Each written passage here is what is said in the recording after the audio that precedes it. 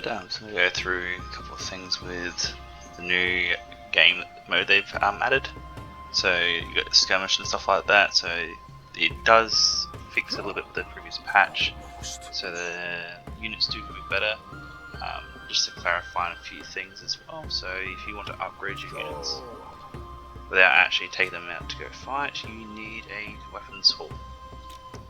Weaponsmith, sorry. So as you can see here, it covers a few things. So you increase your range for your archery units, increase your armor, axes get increased, resistance and shields, reduce shoes, I think it says, and steel armored. So basically just minor upgrades. They've also added upgrades to the building, so it says here upgrade building, but what it doesn't actually say is that if you got a newer building, let's have a look if I got one that's brand new still. No, so what they normally say is that once they reach level 5 or higher, then you can actually upgrade them. So as long as their happiness is at level higher than 5, you can actually upgrade them for 10 wood and 20 stone, which is a bit pricey on my part. Elders Hall, so it's new technology. So as you can see here, you've got your Deer Clan. So the Deer Clan gains access to development and resource production abilities. That sounds the nicest one so far. The Crow Clan gains access to exploration and mysterious abilities. Wolf Clan gains access to the battle abilities, so I'm just going to click that one.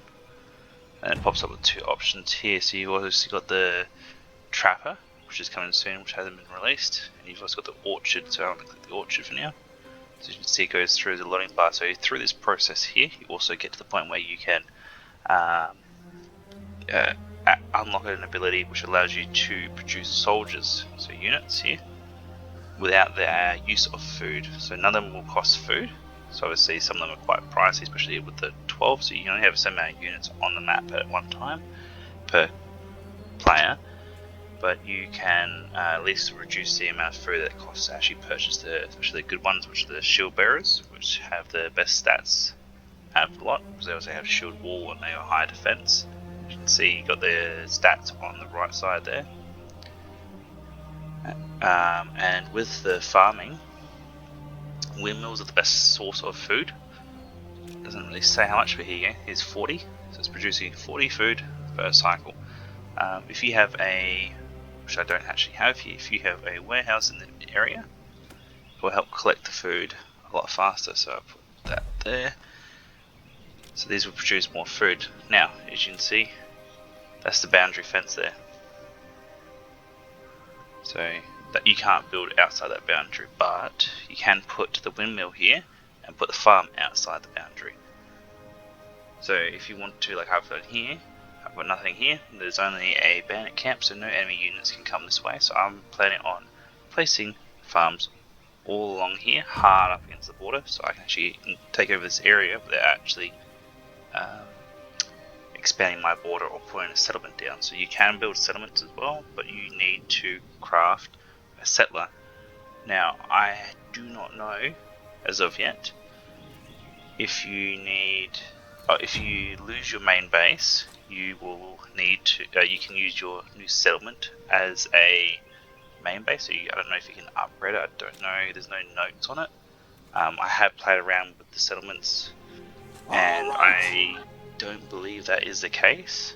Because when you play and you get your main hall is destroyed, you actually lose the game. So I don't know if they've going to be fixing it in the future, but it's a bit weird. Sometimes it destroys, or sometimes you can. I don't really know. Really. I haven't actually given it a go. I know that every time this is destroyed, I lose. So I don't know if the settlements. Just fast forwarding through here is gonna quickly get through to where I am ready to actually attack an enemy base.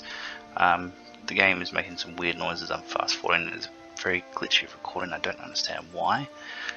But as you can see, like I'm just fast forwarding through. You can see little aspects of me wandering around, looking for the enemy base. You can also see that I find a couple of little missions, the side missions you can find. You can also find outposts, such as what they're called is watchtowers. You can also find old warriors. who are able to upgrade your units to a higher level battle class, so they actually no longer have the white or grey around their icon. They actually have like a yellow. You can upgrade them, I think it's once, and you can upgrade a few units at a time. You can't upgrade like 20 units in the one slot. You can only do like about 5 or 10. But yeah, and later on you can see down the line I actually do build a settlement on the other side of the island. I do find the enemy base, and obviously with your ships you cannot, once you craft them, you cannot actually use them for anything else other than just transporting units, and you actually need those units in the boat to actually move them.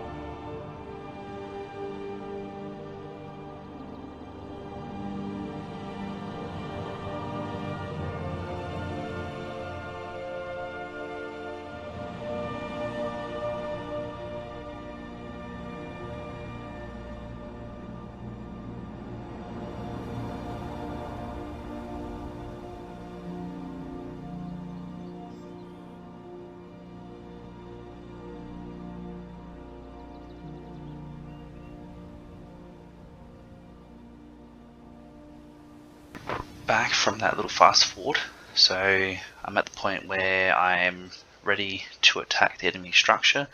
As you can see, I have a settlement already down. Checking comparison of if I'm able to, if the unit, if the citizens are affected in any way. So if I build houses here, does it affect over the main, or does the main amount also affect here? As I can see, I can actually produce soldiers straight away. So, and more houses I put down, the higher my population goes for both sides. So it doesn't make a difference. So they have fixed the issue that I had prior in an old play that I had, where I wasn't actually able to upgrade my settlement properly, so I couldn't actually build. But there seems to be have fixed it with the update with 3.0. So you're able to actually build, and the building times pretty well, so it's actually doing really good. So I'm actually quite happy with that, and I'm going to start attacking the enemy in a minute soon.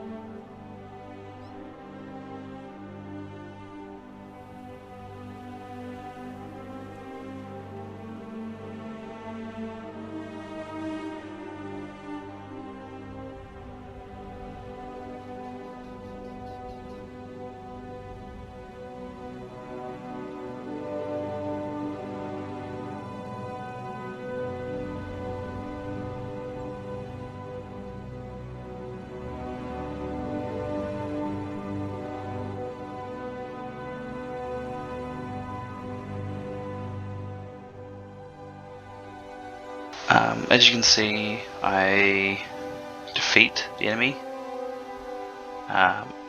Didn't really put much of a fight up, to be honest. This is medium, so it's kind of concerning that they didn't really have much in the way of defenses, no towers or anything to protect them. So it's a bit odd. I don't fully understand why they weren't more defended of their base, which they do spam attack you. So if it's a base that's shared, or the island is shared, sorry, they will constantly send units to you. But I think once you actually start getting a hang of it, you kind of take over pretty much. Like if you're on an island like I was, it's actually quite easy.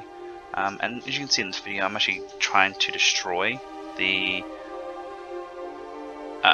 Earl's house, and it's not actually letting me select it at all. It can let me select the areas around it, and I'm trying to click it, but it won't let me destroy it. So I don't believe it's the case that I can actually destroy the Earl's house. So I'm going to probably ask a friend to try and play online with me to see if they can actually destroy it, to see if you have another settlement base down will allow you to upgrade it to your Earl's house. But I don't think they've actually implemented that, and I would like them to also get rid of the circle, as the circle is quite useless from my perspective. Like, it makes sense, but also doesn't make sense. So it seems like they're copying similar to Battle for Middle Earth, except for like a lot of the aspects are slightly different. But probably be nice for them to see them make a better wall, probably different way of actually gathering resources as well. But it's a matter of seeing what they come up with the next update and seeing what the full game's going to be looking like. And if anyone makes any mods for, like, I don't know, having trolls in this game, which would be quite interesting because it is Norse mythology and a lot of the game seems to be based around that. So hopefully they add something quite interesting. That'd be good. Alright, that's the end of the video for me. Hope you guys enjoy. Please like and subscribe.